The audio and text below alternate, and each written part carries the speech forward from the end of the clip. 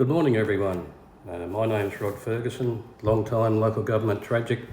I'm here today on behalf of the LGMA Oral History Project, and our guest today is Peter Byrne, former long-time CEO of Bundaberg City and Bundaberg Regional Council. Good morning, Peter. Good morning, Rod. Pleasure to be with you today. Well, thanks for taking the time to be with us. A series of questions, we'll run through them and answer them as you please. You were born, raised and still a resident of Bundaberg? Yes, actually my family goes right back to the early days of Bundaberg. So, yes, born and raised in Bundaberg and very proud to be a part of the local region here. Good stuff. What do you say, early days of Bundaberg? How far back? Right, well actually the Byrne family operated the ferry across the Byrne River prior to the bridges being built. So, wow. You are going back. It does go back to a fair way. Your career basically has been local government. How did you get into local government? Well, actually, I finished year 12 at the Christian Brothers High School, and where I was lucky enough to be school captain. And when I finished there, my dad happened to say one day, there's an ad in the paper for a cross clerk or a trainee at the Bundaberg City Council in those days. And from there, I put in an application. I was successful. So, yes, I started as a cross clerk. You're a costie? A costie, for a short time, but yeah. And obviously, at some stage, you took on a CEO role, but what was in between being a costie and jumping into that CEO? Okay, from costie, when I started, regrettably, the fellow that was to train me would turn up for work and move down the street to a certain premises early in the day, so that was a little difficult, but I was very fortunate to have the likes of the cashier, a fellow that worked with me for many, many years, Mike Lai, and what happened was he had done the costing job, so he was able to help me through that, but I used to assist in payroll as well. But what I used to do was I'd look at a young fellow that was doing cadetship as a health inspector. And he was just about to finish, and so after about 18 months, 2 years, a cadetship opportunity came up, and I applied for that, and I was fortunate enough to get a cadetship, and from there, so in 1975, I sat my final exams, and so from there I worked as a public health inspector, environmental health officer, health surveyor, whatever you called them in those days, and loved it. And what role were you in before you took on the CEO's role? I was actually manager of health and environmental services. So, and when there was an amalgamation of the shires surrounding Bundaberg and Bundaberg City in 1993 took on the urban areas, that's when the new corporate structures came into council. And there was a fellow who had a long time been at council, and he was manager of health and environment. And when he retired, I took on manager of health and environmental services. So that original amalgamation, am I right in saying that the three councils each had an office on the same block in Bundaberg? Well, actually they did, and you had the Gabarrum Shire, which was right beside the existing Bundaberg City. Ungara Shire was around the corner. Yeah, so we actually bought Bundaberg City bought the old Gabarrum Shire building, and it's all now joined into what is now the Bundaberg Regional Council. Okay. You told me a story once about how you didn't apply for the CEO's role originally, but that bit of persuasion by certain people over time led you to apply the second time round. Do you want to expand upon that? Yes, Rod. It was never an aspiration of mine to be a CEO, but when I look back now, there were several people did nudge me to put my application in, and not having been at that CEO level or completed the town clerk's ticket, there was trepidation there, but I did put my application in, and it was at the time when the local government conference was being held in Bundaberg in 1995, and I was fortunate enough to be offered a contract. What I did say in my application, I'd like to be mentored for the first 12 months, Yep. which the council agreed to, and Yeah. at the end of that time, if they were happy. So I was acting for the first 12 months, Yep. and then from then on, I was appointed permanently at the end of the year, and I was able to The move rest- forward. The So, rest is history. and the rest is history, so to speak. And where did the mentoring come from? The mentoring, Dennis Byrne's the previous CEO, who was had been involved in local government managers and Yeah. that, both at the state and federal level, Yeah. but also very well respected. But the council gave me the opportunity to have him as a mentor for that Yeah. 12-month period, and he lived in Brisbane, but he'd come up Yep. every so often and didn't interfere, but was just there to provide any advice or whatever Yeah. that might have assisted me to move forward. But by the end of the 12 months, I felt very comfortable, Yep. and I was appointed permanently as CEO. When did you realise that this was a job that I really might enjoy for a long time, and you felt strong enough to say I can do it? Well, I must admit, being new into that role, a few sleepless nights in the early days, not because I didn't think I could do it, but it's just that it's a trepidation that you sort of Yeah. go through. But I felt really comfortable, and I had a good relationship with the mayor and councillors, Yep. with the staff, and I just got total support, and I think that's what gave me the encouragement to move forward, and as you say, the rest is history. Yeah. We touched on the 93-94 amalgamation. Obviously 2008 there was another amalgamation. What's your memories of impact on the organisation, and how you handled it as CEO to make sure the organisation stuck together and performed well? Yeah, well, look, I was fortunate enough when they called applications for the interim CEO.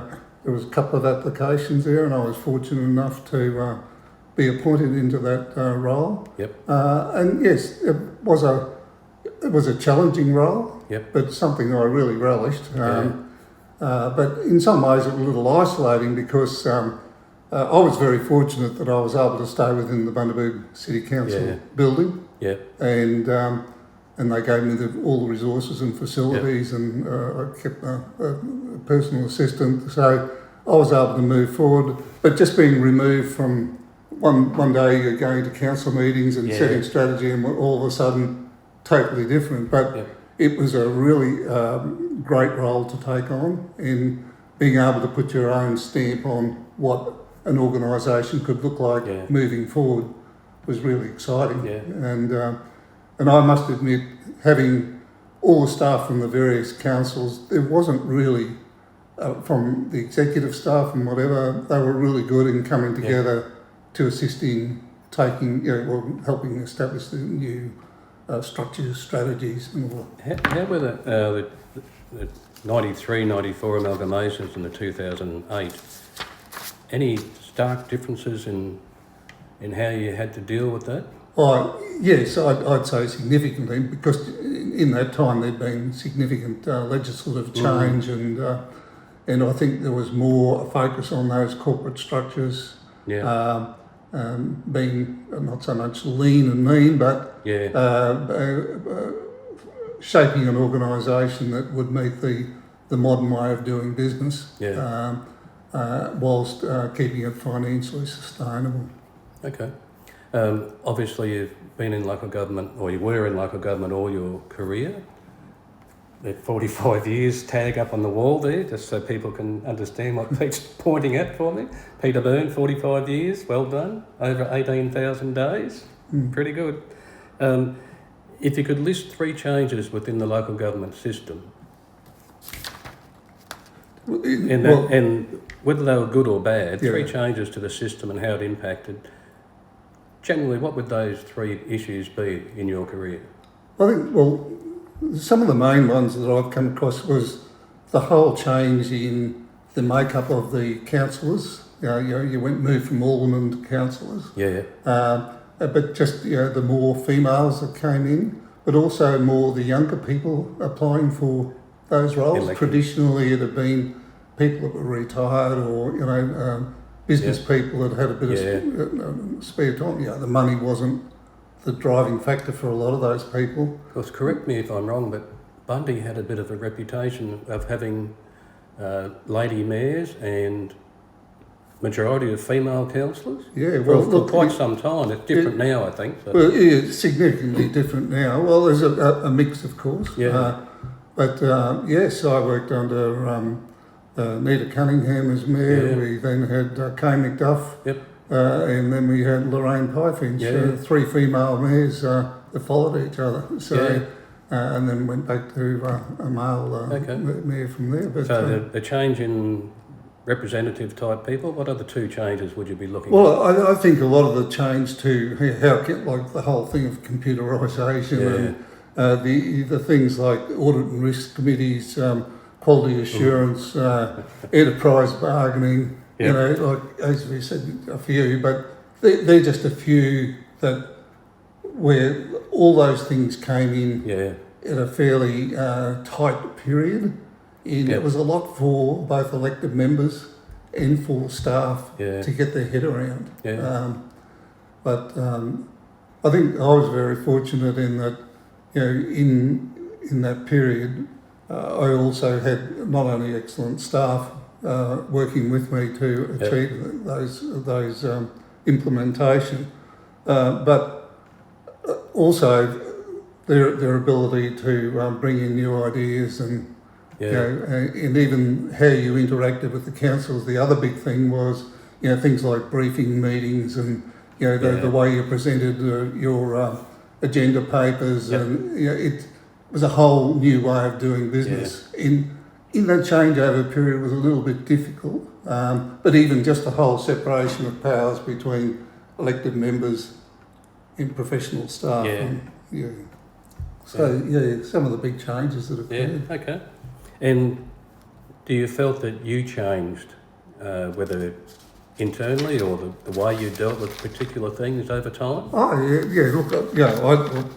had to change, and I think it was important that we were prepared to change, because a lot of the time, if you have a fixed idea, those new models or ideas that come both from the community and from the elected members, you can't be closed to them, but you can guide them based on your interaction with government departments at a federal, state level, also through the LGMA, through the LGAQ. It's all those relationships, and you can mould what the information you're getting from there, together with what the expectations are in the community.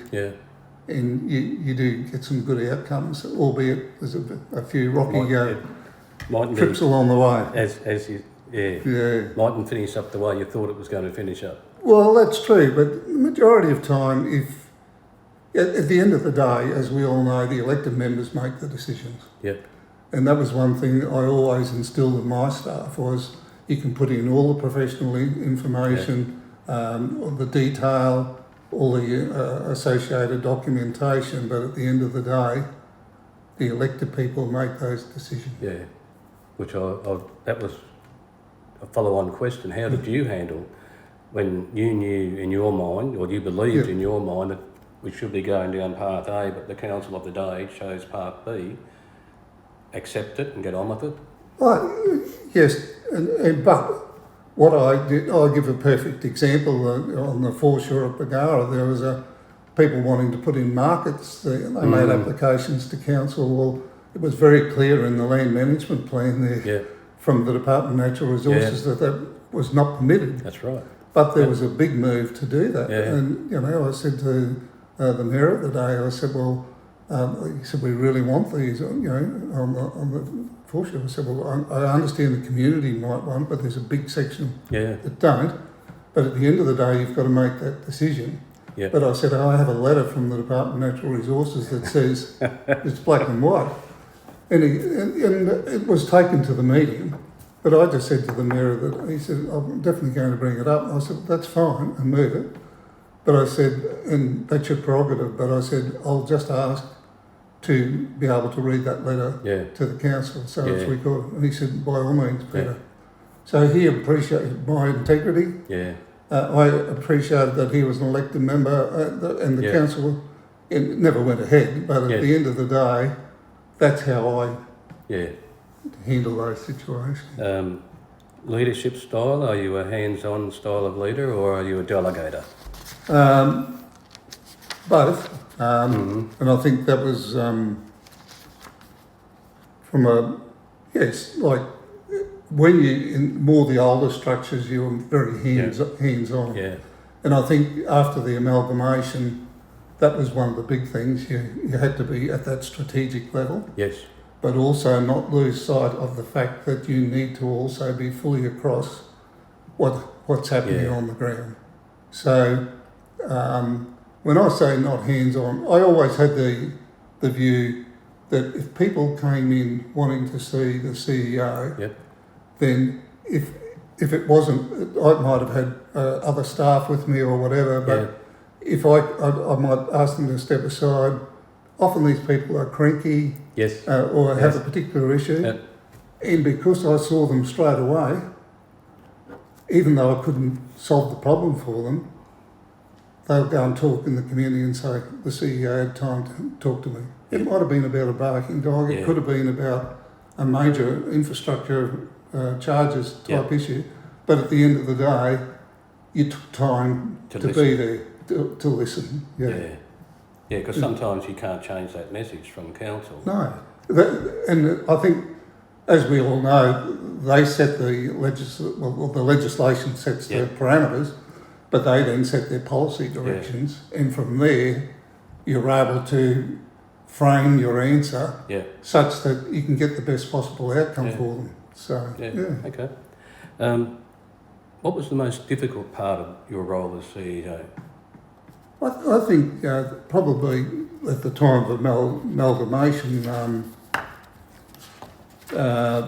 having to do restructures and, you know, some of the people you'd worked with for a long time didn't secure positions, and but that was one of them. I think one of the others was whilst you could see a way forward,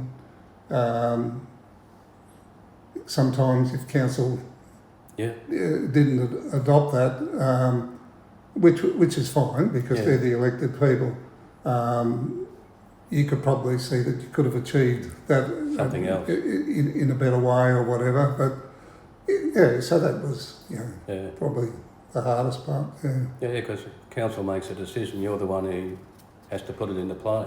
Well, that's true. Yeah, it's difficult if you don't agree with it, maybe. Well, at the end of the day, you know, I used to get asked, well, what was your opinion? I said, well, I might have one, but I'm not going to tell you. But even to this day in retired life, and I've been retired just on 9 years, but on the 4th of April, but my view is that, you know, at the end of the day, no matter what I say, it feeds back to existing people, and they'll say, and by the time it gets back there, it's just totally different to what I might have said. So I keep those opinions to myself, and people, it's a bit of a joke if I finish a game of golf and I say, what do you think about that development? I said, well, I know what your answer is, Peter. So that's good, and that way I can still walk down the street, talk to people and feel comfortable that I haven't breached their confidentiality or their... So. Okay. Highlights, when you look back on your career, what would you say you're most proud of in your 22 years as CEO? Yeah, well, it was 22. Highlights, probably one of the best was sustainable financial outcomes when Bundaberg City handed over. We were well off financially. We had good monies in reserves.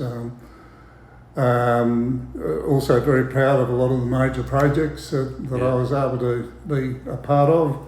The setting up of the major recreational precinct. We basically shifting the whole showgrounds facility, which had a lot of history and all that, out to what they call Agro-Trend, which is a site which the Rotary could no longer manage. So we took over that, integrated it all, but we then had to shift the whole big athletics complex and build a new athletics netball complex, which we did. We then built a multiplex on the side of the old showgrounds, and there was a lot to negotiate with various community groups that had no leases or no agreements written. But because I was local and I had the history, I could get to the bottom of a lot of those and be able to resolve it before. And those community groups moved on, and I don't think we had a negative outcome at all. So that was good. There would have been some challenges through that. Oh, there were, but and all the community meetings and listening. But the other thing is listening and understanding where the people are coming from, and where we could, we provide them a rent-free type situation for a certain couple of years. A lot of them had their infrastructure on the old showgrounds knocked down, but then a lot of them chose some to. We built the infrastructure ourselves this time, and then it was a shared complex, which was a much better outcome. Okay. And the other thing is a lot of the new strategies we were able to put in after amalgamation in 2008 for, say, the sewage strategy for the whole of the east of Bundaberg and north and all the coastal areas, and to see that big new treatment plant centralised built and the sewerage right along the coastline, that's a huge one. I had a sewer line out behind my back fence. You have, Courtesy but do you want to connect? Great to see, great to see. So highlights, what about lowlights? Are there things that you may have done different in your time? I wouldn't say a low light, but one of the things being a CEO is that you do have to be very careful about your relationships both inside and outside of work. And to a little degree, it's a bit isolating at times. For instance, I didn't play golf, and I would have enjoyed that, but if you got paired with someone or whatever, and the next minute they buy you a drink afterwards or pay for you at the, it comes back to bite you. So in that way, I didn't see really many lowlights at all. I think when you're out on the field sometimes, and on the roads where people are just about to, two farmers are about to strangle each other, and you're in the middle of it, and you think, well, why am I here? But at the end of the day, most of those you can resolve in some way, and even if you can't resolve them, you move on from them, and look, always try and be positive. Are you a person who learns from things not going right? Yes, definitely. Because if we're not prepared to learn, then we will fail. Like we might have a very strong view or an understanding, but once you get further into the information that you're provided with and whatever, if you're wrong, you're wrong. Or if you can do it better, then do it better.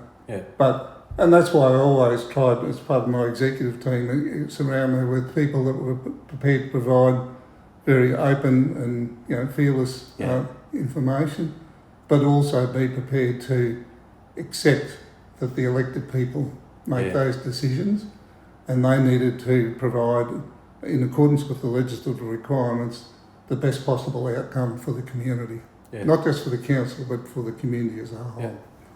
I've got three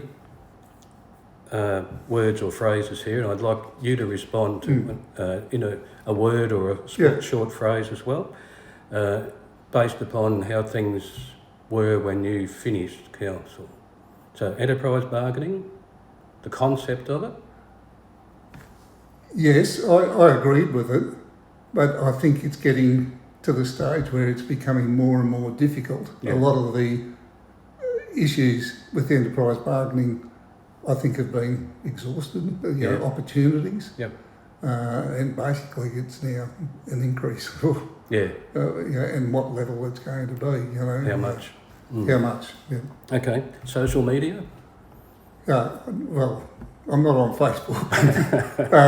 But I think it's been a positive in some respects, in that the communities can stay connected, but it also can be vicious and malicious.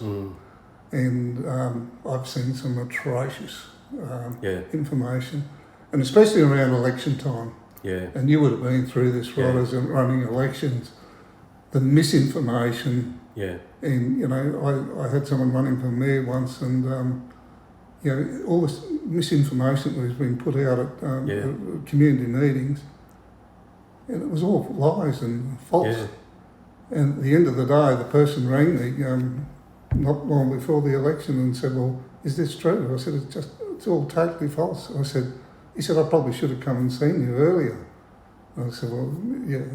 I said, the door's always been open. Yeah. But it was regrettable because, but the good thing about it is I believe I've maintained my integrity in the community, and a lot of people knew what was happening. The final one, retirement, what's it mean? Oh, it's great. I must admit, I chose not to work as a consultant following retirement. I retired when I was 62. I've got a wonderful wife and family. My wife is still studying and doing those things and working in pastoral care area, running courses, etc. Yeah. I've got a lovely family. 4 sons. We have 4 under 5. But the youngest is 44 now. So 45. But no, we. So we spend a lot of time with 5 grandkids, and as you know, they're precious. So time. And we do travel. We're just about to head off on another major trip. Yep. All this time in Australia, but no. So and play some social golf and on a local committee here, and no, we enjoy life and good health, and hopefully maintain that. Good.